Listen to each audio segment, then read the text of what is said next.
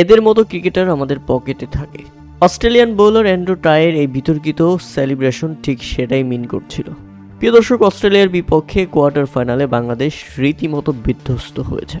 বল হাতে কোনো ধরনের সুবিধাই করতে পারেনি কেউ, যে কারণে অস্ট্রেলিয়া নির্ধারিত 6 ওভারে 2 উইকেট হারিয়ে তুলে ফেলে 149 রানের সর্বোচ্চ স্কোর।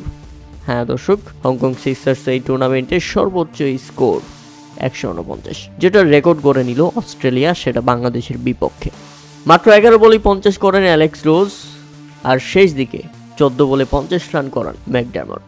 বাংলাদেশি বোলাররা রীতিমতো হতাশ করলেও সবথেকে বড় হতাশ করেছে ব্যাটসম্যানরা। প্রথমে ব্যাটিং করতে নেমেই ইনিংসের দ্বিতীয় বলেই উইকেট হারায় বাংলাদেশ। ফিরে যান হাবিবুর রহমান সোহান, এরপর সুবিধা করতে পারেনি আকবর আলী। পরের বলেই তুলে দিয়েছেন ক্যাচ, ডাক মেরে ফিরে গেছেন প্যাভিলিয়নে।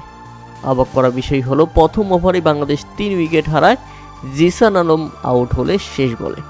মাত্র 13 রানের মধ্যেই প্রথম ওভারেই বাংলাদেশ হারিয়ে ফেলে 3 উইকেট। একটাবার চিন্তা করতে পেরেছেন? সুবিধা করতে পারেনি মোসাদ্দেক হোসেন সৈকত, তিনিও ফিরে গেছেন 3 বলে 7 রান করে। 19 রানের মধ্যেই বাংলাদেশ হারায় 4 উইকেট। এরপর অ্যান্ড্রু টাই যেভাবে উদযাপনটা করেছিলেন মোসাদ্দেক হোসেন সৈকতকে দেখিয়ে, সেটা ছিল রীতিমতো অসহ্যকর। কেননা বাংলাদেশি ব্যাটারদের এমন পারফরমেন্সে অস্ট্রেলিয়া এমন উদযাপন করতেই পারে যে তাদের মতো ক্রিকেটার পকেটে রেখে দেয় অস্ট্রেলিয়া। যদি একজন ক্রিকেটার হিসেবে অন্য ক্রিকেটারদের এভাবে অপমান করাটা ক্রিকেটের ভদ্রলোকের খেলার মধ্যে পড়ে না। তবে যাই হোক, বাংলাদেশ শেষ পর্যন্ত থেমে গেছে 95 রানে। 18 বলে 50 তুলে নিয়েছেন আবু হায়দার রনি।